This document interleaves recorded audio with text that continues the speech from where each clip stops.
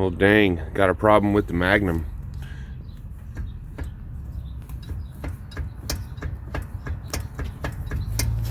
Now look, you see the axle? It doesn't even spin when I do that.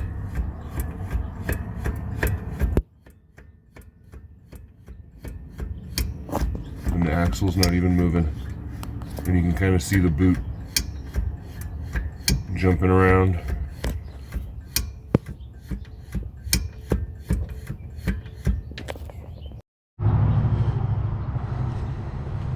Well, crap. I was looking at the book.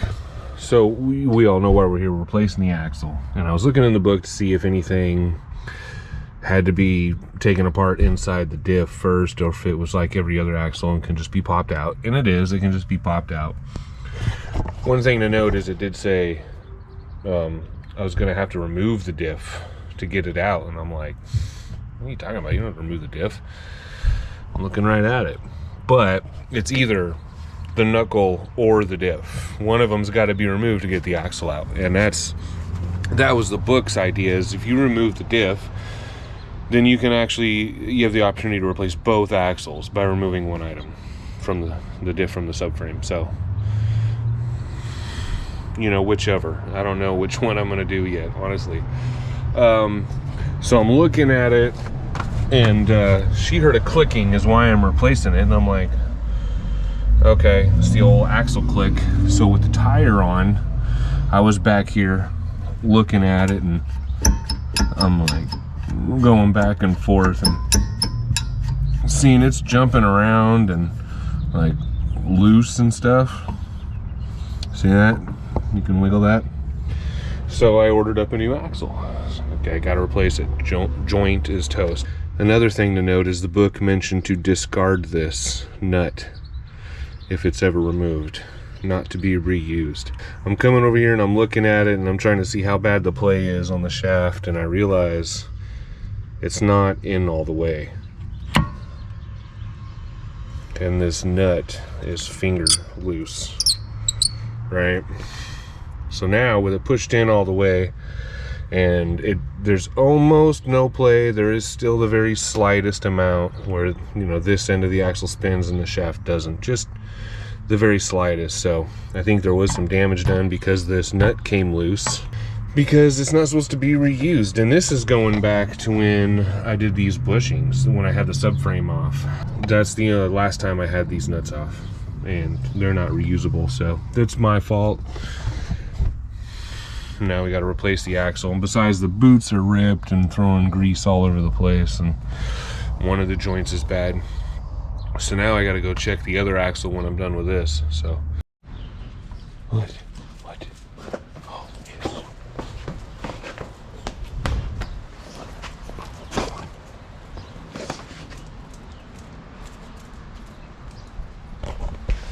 Hey guys, what's going on? Alan here. You're watching the Gibson Garage YouTube channel. Thanks for tuning in. We got to do like an actual repair.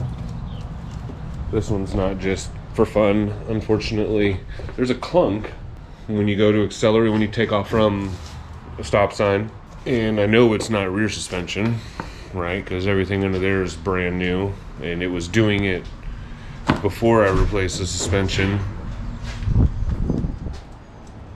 Well, it was doing it before I replaced all that suspension stuff, and it's still doing it. So my guess is it's got to be a carrier bearing. It's the driveline flopping around inside. But we're going to crawl under there today and find out.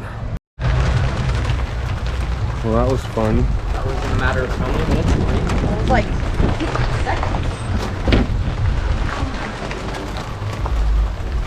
Most of it's already melted, but had a ton of hail, just huge hailstorm right now. See it all piled up here? Those fuckers hurt. They were big. I got worried about my windshield. I threw cardboard on it.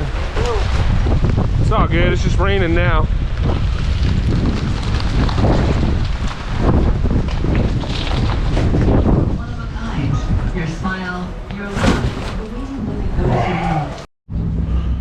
gonna be a doggy episode. So we're gonna start by removing the exhaust and some of this heat shielding. We'll have to take off these funky nuts. Remove those two with the 15. Not really remove them, just loosen them. Those are 13s, we'll have to remove those. And then the whole driver side tailpipe is gonna come out with it. Why they put a flange on one side only, I don't know. But they're only thinking of themselves. And the heat shielding, and then check this out. I reach up in here and grab it, because right here's the bolt for, I guess, final adjustment. They give you access, but it's, and you could probably remove it without removing the heat shield, but you definitely got to remove the exhaust. But listen to this.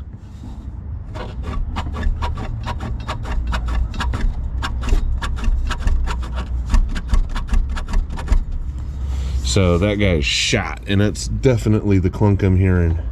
Feels like it shakes the whole body. So we'll remove those and those at the other end down there, and I'm gonna put some blue tape to make sure the bolts go back in the same direction and the flanges go back, you know, line up or clocked the same position they're in now.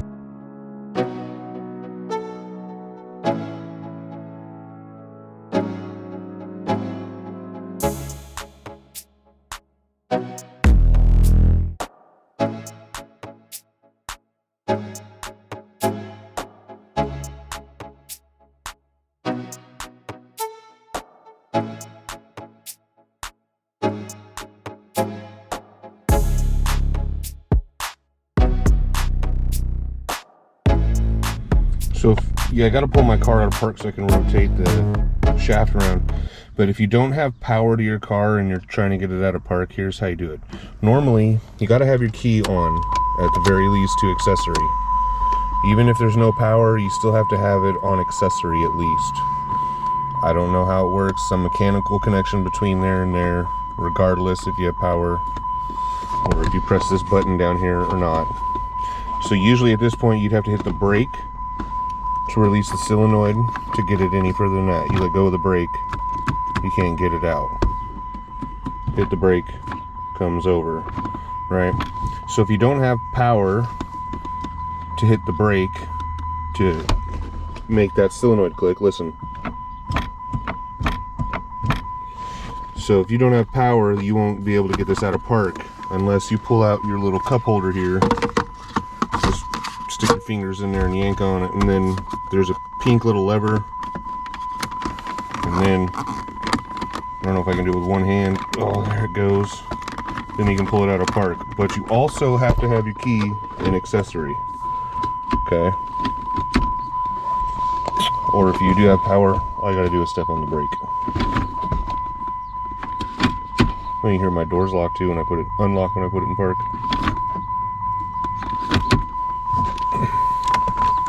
Oh, now I can't pull my key out. Really?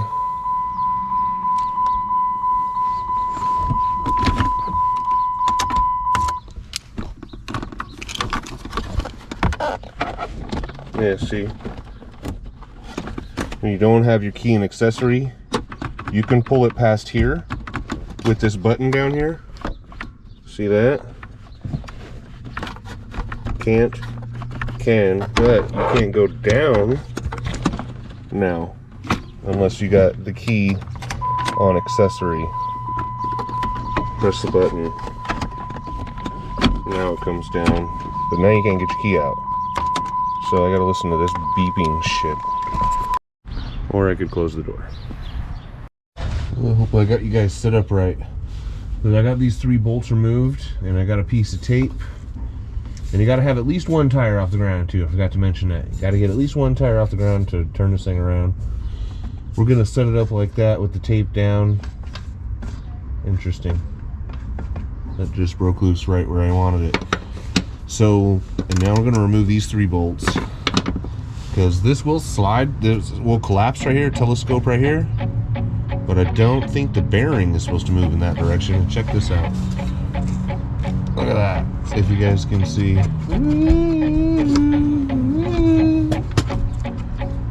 Let's drop these bolts and see if just this back half will come out.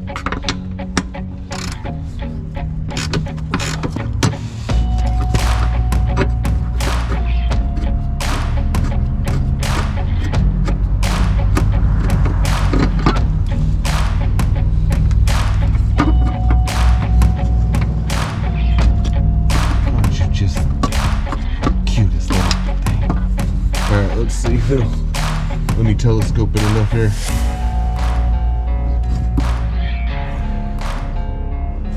Okay. Nope. What's going on over here? That's cute.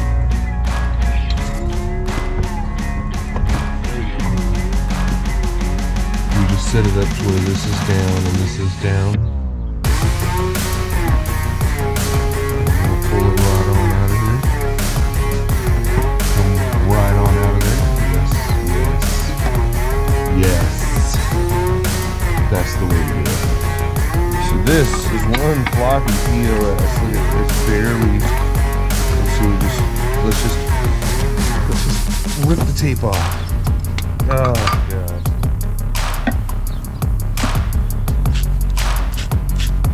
Bearing was shot too anyway. So now, this has to get pressed off somehow. Alright, so here's what I have. 3-jaw puller. And I think this is a 5-ton.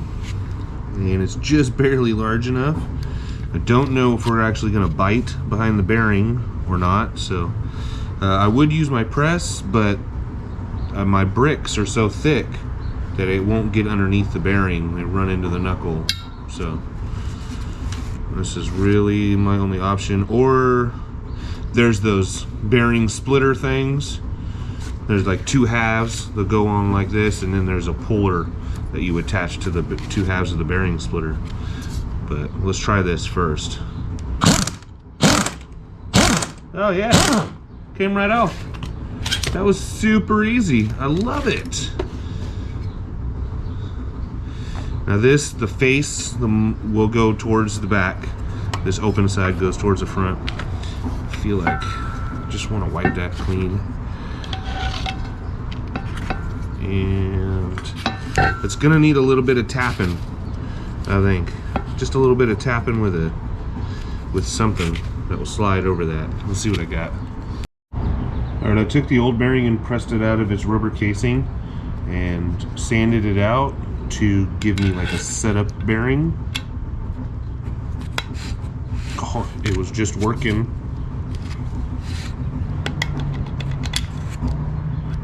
There, see? So I got like a setup bearing I can use to press this one in.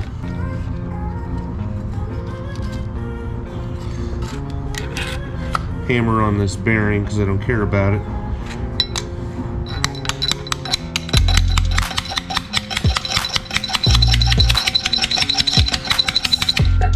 That almost works right there. You can almost push it in by hand, hammer it in by hand. Give me something to hammer with. There it is, just a couple of real taps. Alright. It's not that hard to press on or off at all, so I'm absolutely confident I did no damage because I wasn't even... I actually couldn't even press against the bearing. I just realized I'm just hitting up against the rubber, so...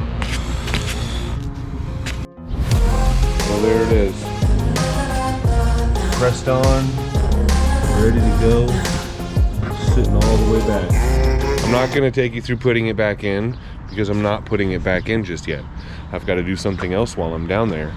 Well, a couple other things while I'm down there, but one in particular. You'll just have to subscribe and hit the bell to see what that is. I'm going to be replacing both axles because that's the easiest way to do it, and I figure since one needs to be replaced, the other one is just as old. It's not far behind. And it's easier to just drop the diff and bring both axles in towards the center rather than tearing apart each knuckle and trying to pull them out towards the side. We are going to start by checking out these new CV joints. Now they are slightly different in length and shape in some way or form. Not 100% sure. They are specific. I will list them in the link below. Let's get started, I guess. We might as well just get started on pulling out this differential. There are, first we're gonna have to take off the tires and bust loose the axle nuts, and then tap them in a little bit just to break them loose from the splines. Then we'll remove the 3 bolts that hold in the diff. There's one going upwards and 2 going in from the back of the subframe. And with it supported by the jack, we'll drop it down, sucking in both axles at the same time. Hopefully, that's the plan anyway. So get your car up nice and high, so you got room to drop that. Differential nice and low.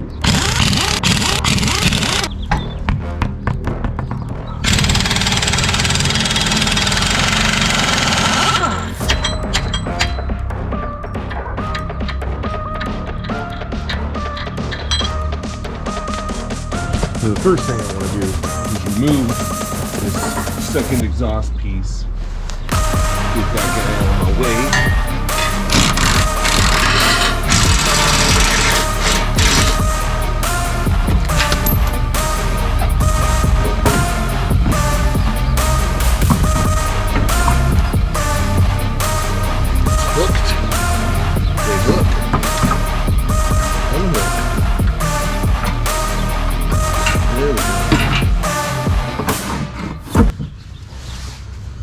So you're gonna want one of these offset wrenches to get in there. Otherwise, you're gonna have to drop the whole subframe. Now this is a 21 mil. Although I am managing to fit a 13/16 on there barely, I can't get it to fit on the other bolt up there. So I believe it's gonna be a 21 mil. I just don't have one. I got 20 and 22 on the other side, but no 21. And you're also going to need some leverage because these are torqued on really tight. So this thing's about ready to come out. This is a 17, and I've already loosened up these ones. This one doesn't come all the way out, but it comes out enough to let it fall. The only thing I'm worried about is this flipping forward. All right, well, let's give it a shot here.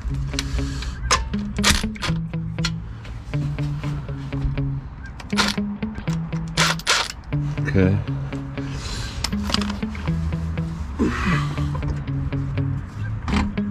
Okay.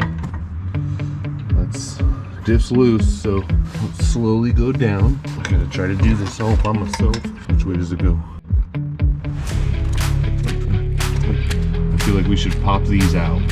All right, got Mike over here. Came over in a pinch, helping me out. Let's see if we can get this out. I'm blind like this one. No, okay. Yeah, I got that light in the wrong spot. Push in this axle.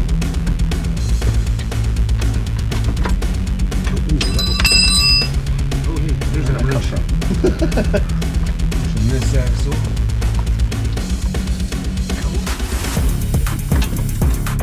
Ow, my knee. There we go. So that's about to come out.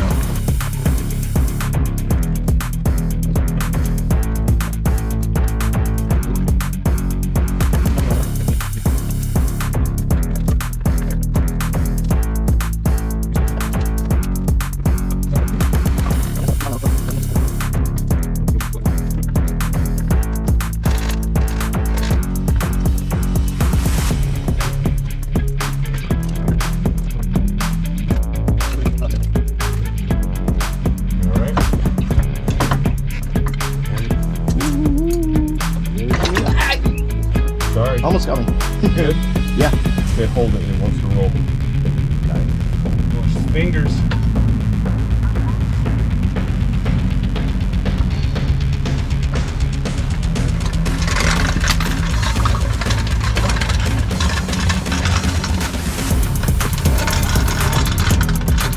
That wasn't terrible. Let's see if this side comes out as easy as the other side. just put my foot on it and yanked on it.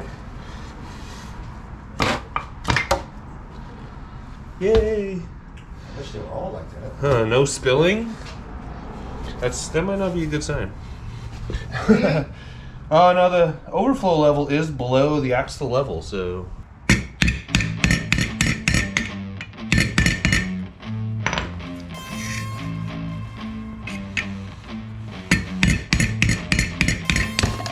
There it goes. Yay. Oh, and this ring, after I put it on there, I just stuck this punch where there were already 4 punch holes and just kind of, putting the punch in there closed it up all the way around. So we'll just do the same thing to the other side. Let me jam it in, see if it goes in. Now I know I should probably replace some of the seals.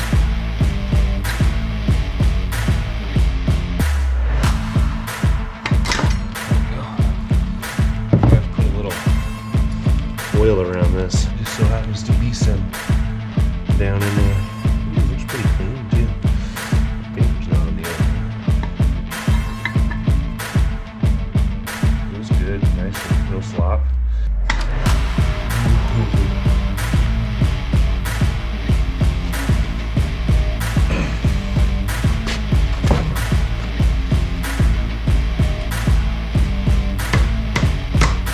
Bingo.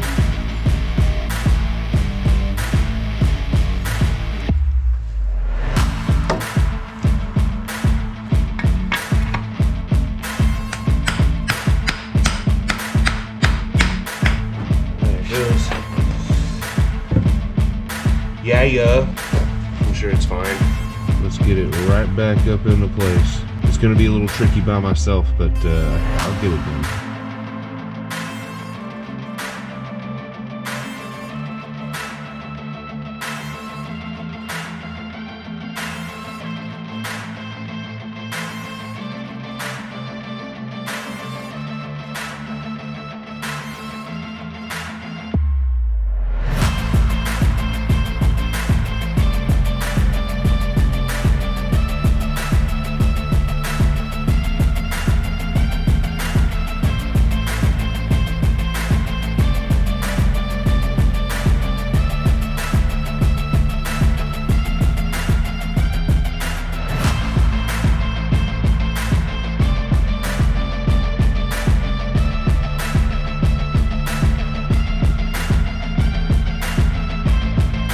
Whew, that was a long day. That was not easy getting that up in there by myself either. I got my arm stuck underneath it at one point. It's like, oh, I don't know what to do. But it's down on the ground. It's all hooked up. I just left the exhaust out because I've got something going on with the exhaust, but you'll have to wait for the next video to see that one. I almost forgot to mention the whole reason I was in here replacing the axle to begin with, and that was because when I had worked on the suspension, I had never staked the CV axle nut back into place, and that had worked itself loose over time, and the axle had backed out. And the only thing that kept it from falling out was that the axle was completely collapsed, you know, and it had just before I changed it, it had started clunking, and that was the only thing that brought it to my attention. But before that, I had a light on the dash for ABS, and yeah, it was just ABS, and it was saying, you know, this tire. And I'm like, I inspected the cable and I haven't other than replaced it, and I'm like, well, I cleaned it and I don't know why it's saying it. I guess I'll just have to replace the cable. And then the clunking happened and I found out, oh, the axle was loose and the tone ring was way out or something. It wasn't, not that there's a tone ring on the axle, actually, it's just that this tire was spinning at a different speed than the other tire because it wasn't fully engaged to the axle. So the point of the story is to stake your nuts, and I did not use the original nut because when I put it down and tightened it, I didn't tighten it, but when I got all the way down to the hub, you could actually see space, a gap, you know, where you could see through the hub. Now the diameter, the inner diameter of the hub was larger than this nut is. And there's no washer that comes with it. So I reused the original because it's got a large hat or flange, you know, built onto it. Just make sure you stake it. And I staked like all six sides. Just get in there with a little flat head and a hammer and just.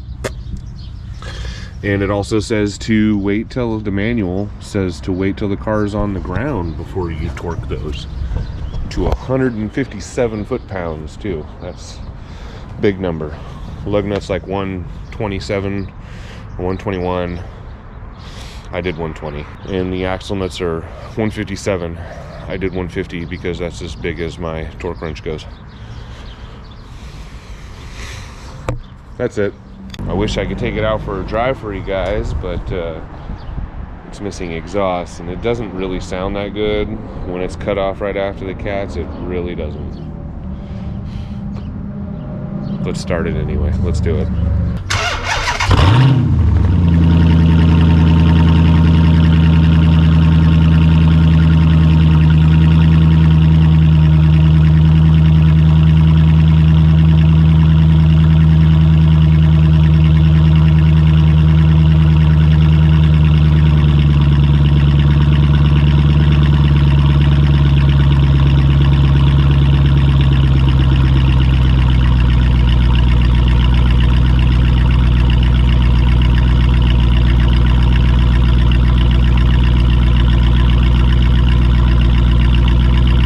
I guess it doesn't sound that bad in the camera. We'll wait till I get all the exhaust and everything buttoned back up before I actually check anything out.